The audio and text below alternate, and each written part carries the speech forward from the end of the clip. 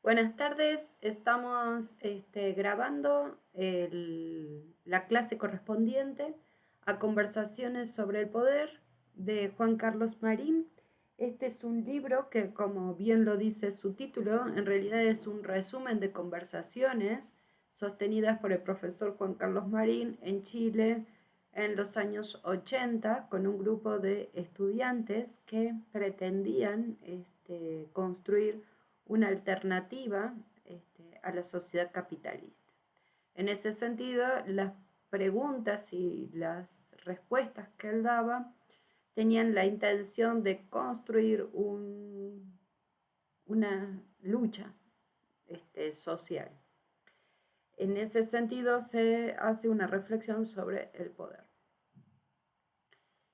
Justamente la primera reflexión que trata este texto tiene que ver con las armas, ¿no? Armas morales y armas materiales, y la diferencia entre una y otra y el intento de no caer en el fetichismo de que la fuerza está en el arma material. Siempre hago esta anécdota, seguramente ya se las he dicho a ustedes también, cuando hablábamos justamente en una conversación sobre el poder. Yo le digo, pero profesor, si una persona te apunta con un arma, significa que tiene el control y tiene el poder. Y él me responde, Karina, en realidad si una persona para que tú hagas algo te tiene que apuntar con un arma, eso significa justamente que no tiene poder. En ese sentido, el arma en sí misma es un fetiche. Es algo que no tiene fuerza en sí misma, sino que la fuerza, justamente, el poder lo da la conciencia de clases. Y a eso va a dedicar el texto que habla efectivamente sobre la conciencia de clase y sobre el tema del poder. Ahora bien, la conciencia de clase solo es posible de ser construida en el tercer nivel epistémico, o sea, en el nivel de la cooperación. Para eso, él une, uno de los grandes aportes de Marín a la teoría social es haber unido los conceptos de Marx con, los conceptos de Piaget. En esta unión que él hace, él habla de que la conciencia de clase, la conciencia de sí mismo, solo es posible en el tercer estadio, en el nivel de la cooperación. Para eso habría que explicar un poquito cada uno de los niveles y que tiene que ver con el primer nivel, el nivel del cordón umbilical, el nivel del autismo, el nivel de la falta de decisión de yo y el otro. Es el nivel de los niños muy chiquitos cuando todavía se sienten unidos a la madre, aunque ya se ha cortado el cordón umbilical, hay una unión, no, hay una indiferenciación del cuerpo del niño del cuerpo de la madre, y por lo tanto hay un estadio inicial en donde Piaget recurre a determinados ejercicios para darse cuenta que no hay separación o posibilidad de generalización. O sea, el pelo es el pelo del perro, que es distinto al pelo de este otro perro, que es distinto al pelo de este otro perro. No hay un pelo genérico, hay un estadio en donde las cosas son indiferenciadas, indisociadas, porque justamente hay una unión de la totalidad y hay una indiferenciación del yo y del otro.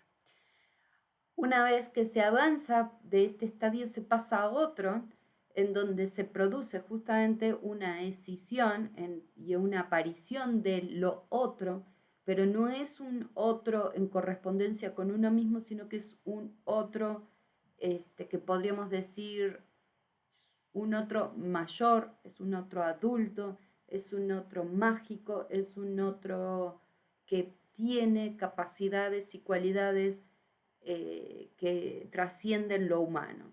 Este es el momento de la regla sagrada, el elemento de la obediencia, es el momento de el egocentrismo.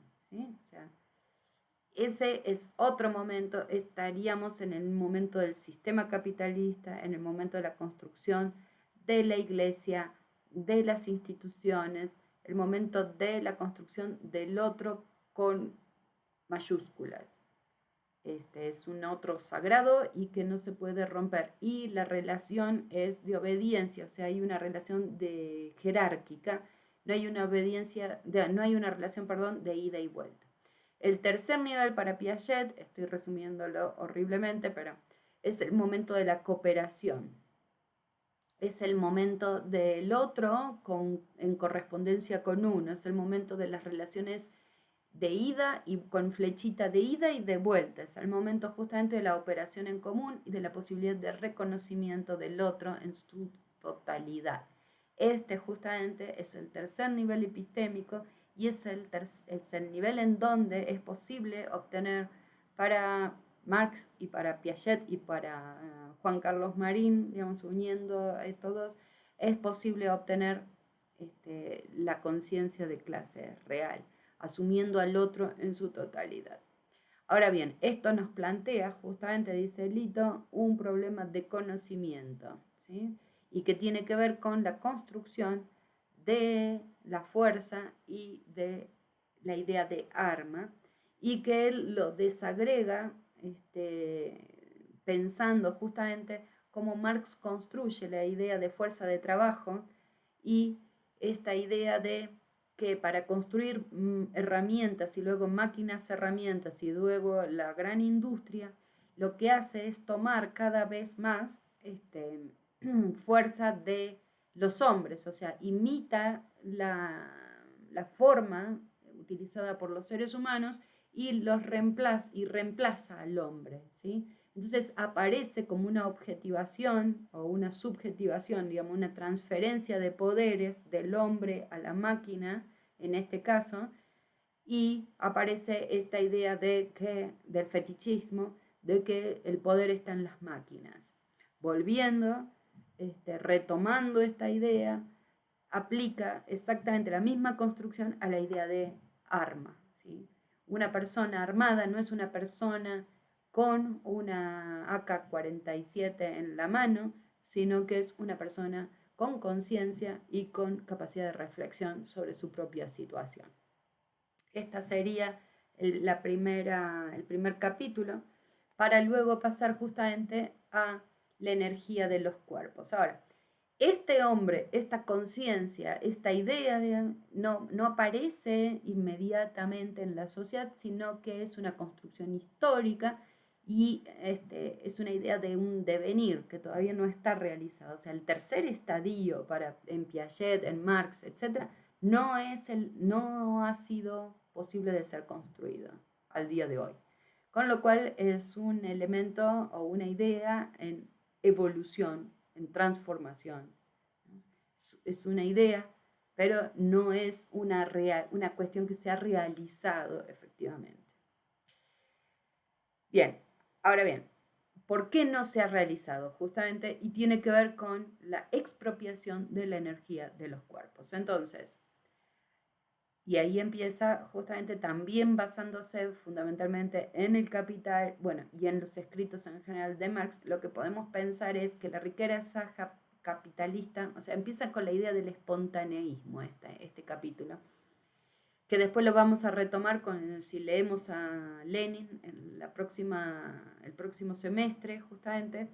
Lenin también habla o está en contra del espontaneísmo. El espontaneísmo es esta idea de que es un estadio también en la evolución del pensamiento humano y que tiene que ver con creer que las cosas crecen o nacen espontáneamente. Hubo una época en la evolución de la biología, por ejemplo, que se pensaba que la vida había surgido espontáneamente. ¿Sí? También esta idea del conocimiento como iluminación, que hay toda una cuestión oscura, también puede pensarse en la alegoría de las cavernas, o sea, un montón de ejemplificaciones acerca de esta idea de que hay algo que se enciende, que hace clic, que tomas conciencia, tac, tac, y que esto se da espontáneamente, como si un halo te encendiera la cabeza o algo así.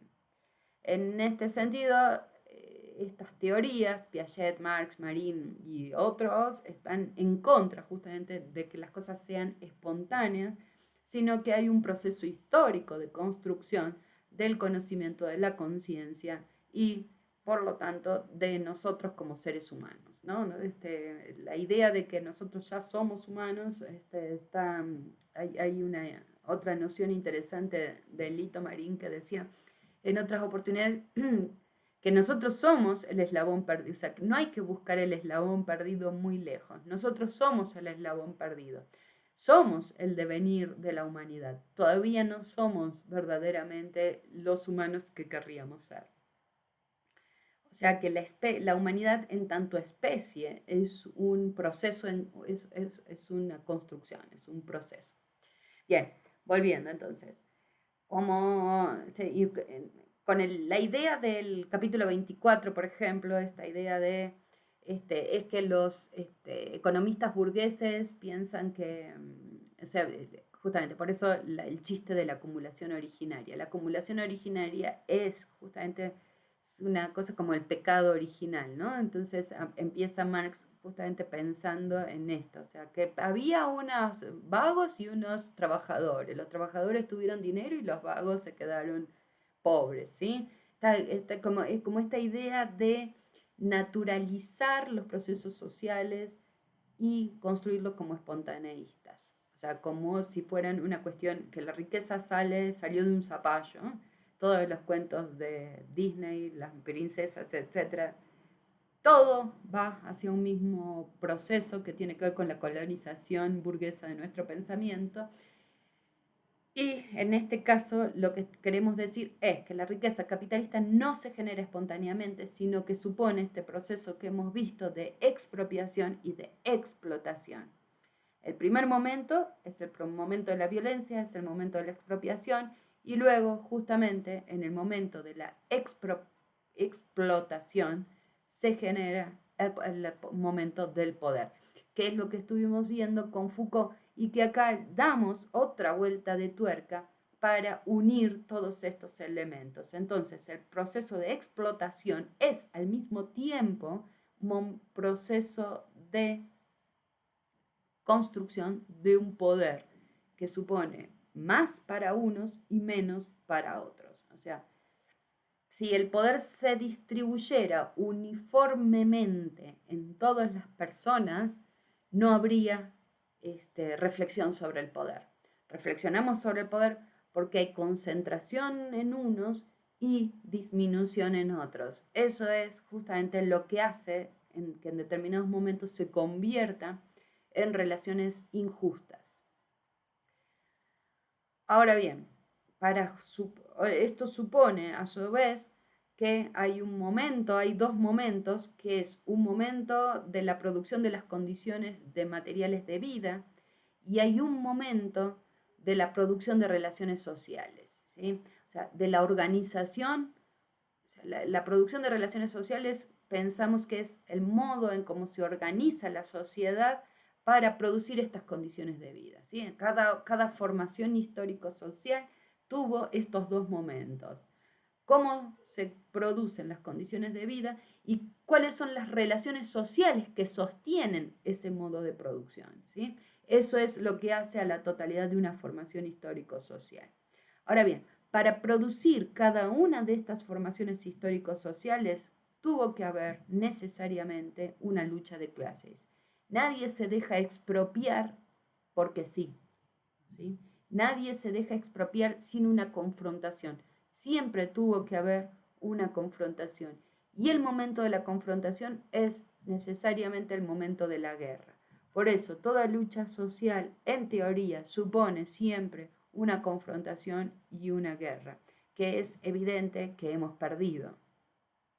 Tan así que hemos perdido que esto no aparece en la conciencia de las personas, sino que se ha naturalizado de tal modo que se oculta la construcción social y la violencia con que la sociedad se construye y se reproduce a sí misma. El tercer punto de este texto justamente tiene que ver con el origen del poder. el origen, el momento, es este momento de ruptura y de construcción, este momento dual de ruptura y de construcción de la propiedad. Para ello, mi dibujito histórico tiene que ver con esto. En el capítulo 11 ya decía Marx que el momento del capitalismo es el momento de la cooperación. Y sobre el final avanza diciendo que hubo distintos modos de cooperación. El capitalismo supone un momento específico de la cooperación.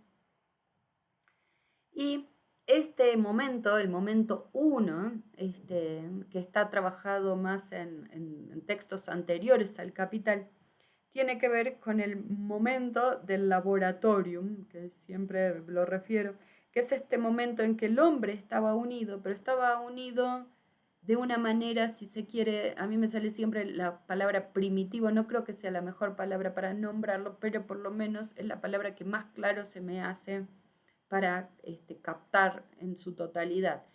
Tienen que ver justamente con este momento en que había como una idea de cordón umbilical, la idea de Marx del cordón umbilical del hombre a su laboratorio, a sus medios de producción. Y por ende a su tribu, a su aldea, a su familia. Esta primera reunión, esta primera unión, digamos, es una unión orgánica y por lo tanto, a mí me sale la idea de primitivo, o sea, es una reunión inicial, ¿sí? Esta es la idea de propiedad, pero sin escisión, es una unión primitiva. No hay forma de que me salga otro nombre. En el segundo momento, que este es el momento que analiza Marx en el capítulo 24 y es el momento para Marín también de la construcción del poder, vemos el momento de la escisión, digamos, en que se interpone una relación social a la relación entre el hombre y sus medios de producción. Por lo tanto, esta escisión es el momento de la construcción de los mercados de fuerza de trabajo y de capital. Por otro lado, esta escisión que va a dar pie y que es el inicio del sistema capitalista es el momento de la ruptura y de la aparición justamente de la propiedad. No habla del tercer momento, pero me pareció interesante ya ponerlo de una vez, porque esta es la idea justamente del tercer momento, el momento de la cooperación que hablábamos antes, el momento de la conciencia y el momento de la reunión. No es el momento de la unión orgánica y más primitiva, sino de la reunión, pero en la totalidad de la conciencia del otro, asumiendo al otro en su totalidad. No es una unión primitiva, no es una unión orgánica, sino que sería más bien una unión de sentido, una unión plena, etcétera, que no se me sale de otra manera que es una unión en la cooperación y es una unión en la reflexión, en la voluntad y en la conciencia. Estos son justamente los tres momentos acerca del origen del poder. Pero en realidad el segundo momento es el momento del sistema capitalista y es el momento en donde nos vamos a quedar para justamente comprender entonces que esto es la escisión del hombre respecto no solo de sus condiciones de existencia, sino de la dualidad del sentido de su existencia. Ahí habla en el texto de su sentido subjetivo y objetivo. Es una escisión que permea profundamente justamente la conciencia humana construyendo estas dualidades y construyendo también sociedad y territorio.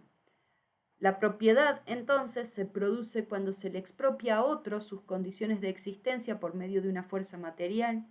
Se utiliza esa fuerza para la producción de sus propias condiciones de existencia, o sea, para obtener más ganancia, y se desarrolla y hace posible este proceso mediante el uso de la fuerza. Estamos dando vueltas exactamente sobre estas mismas ideas, dicho de distintas maneras, pero en realidad este es el centro y el meollo justamente del proceso de expropiación, de emergencia de la sociedad y emergencia de una territorialidad. Ahora bien, Esto, para finalizar, esto vendría o posibilitaría la construcción de un tercer estadio. Para Marx, para Marin, no sé si tanto para Piaget, pero en principio sí.